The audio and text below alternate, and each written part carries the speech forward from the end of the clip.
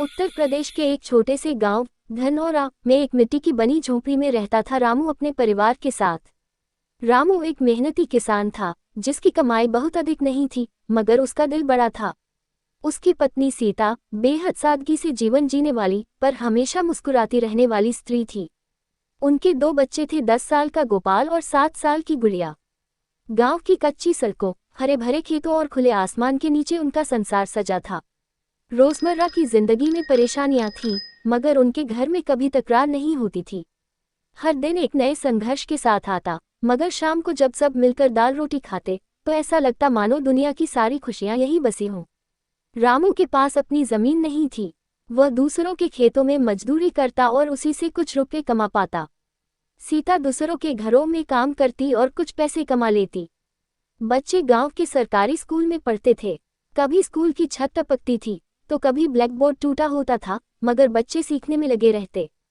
सीता ने रामू से एक बार कहा था, हम गरीब जरूर हैं मगर हमारे बच्चे पढ़ लिख जाएं तो यही हमारी असली दौलत होगी। एक साल गांव में बारिश बहुत कम हुई, खेत सूख गए, काम ठप हो गया। गांव के बहुत से लोग शहर की ओर पलायन करने लगे।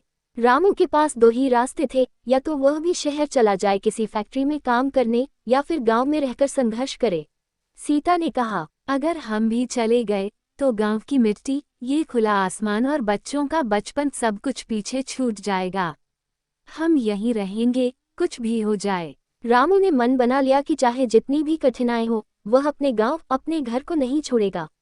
एक दिन स्कूल से गोपाल आया और बोला, मास्टर जी कह रहे थे कि अगर मैं पढ़ाई में अच्छा करूं तो मुझे शहर में छात्रवृत्ति मिल सकती है। रामू और सीता की आंखों में उम्मीद चमकी। रामू ने उसे किताबें दिलाने के लिए कुछ पैसे उधार लिए और खुद काम पर और देर तक मेहनत करने लगा। गुड़िया भी अपनी छोटी सी कॉपी में चित्र बनाकर सीता को दिखाती। माँ, मैं बड़ी होकर मास्टरनी बनूंगी। सीता हंसते हुए कहती, तू तो मेरी छोटी सी मिसाल है। त्योहारों का मौसम आया, मगर इस बार पैसे कम थे। फिर भी सीता ने घर को साफ सुथरा किया, पुराने झालरें लगाई। गोपाल और गुड़िया ने मिलकर एक छोटी सी रंगोली बनाई। उस दिन रामू चूल्हे पर खुद खड़ा होकर खीर बना रहा था और सब मिलकर गा रहे थे, आज का दिन है खुशियों का। गरीबी थी, मगर दिल में उमंग थी। रामू ने किताबों के लिए जो कर्ज लिया था उसे चुकाना आसान नहीं था। काम तो मिल रहा था, मगर उतनी मजदूरी नहीं कि सब कुछ सहज हो जाए। एक दिन साहूकार आया और बोला, रामू, अगली फसल तक पैसा नहीं दिया तो ब्याज और बढ़ेगा। सीता चिंतित हुई, मगर उसने रामू का हौसला बढ़ाया। जो लोग सपनों के लिए कर्ज उठाते हैं उन्हें डरना नहीं चाहिए। हम चुकाएंगे थोड़ा थोड़ा करके। रामू ने और मेहनत करना शुरू कर दिया।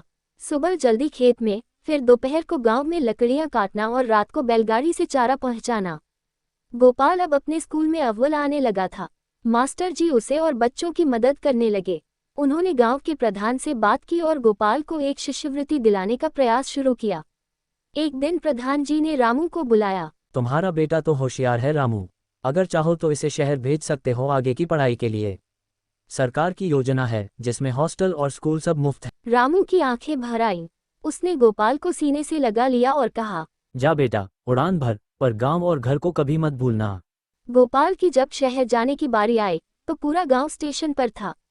गुड़िया रोने लगी, भैया तुम रोज फोन करना। सीता ने उसके बैग में एक छोटी सी तुलसी की माला रख दी। ये तुम्हारे साथ रहेगी हमेशा, जैसे मैं। रामू चुपचाप था, मगर उसकी आंखों में विश्वास था। वह जानता था कि अब उनका बेटा कुछ बड़ा करेगा। गोपाल के जाने के बाद गुड़िया और भी जिम्मेदार हो गई। वह माँ के काम में हाथ बटाती, साथ ही पढ़ाई में भी ध्यान देने लगी।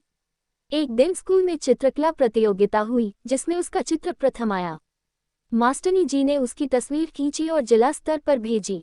सीता ने कहा, अब मेरी गुड़िया भी रोशनी फैलाएगी। मैं भी शहर जाऊंगी माँ, बस थोड़ी बड़ी हो जाऊं। एक शाम जब बारिश की बूंदें झोपड़ी की छत पर टपक रही थी, डाकिया एक चिट्ठी लाया।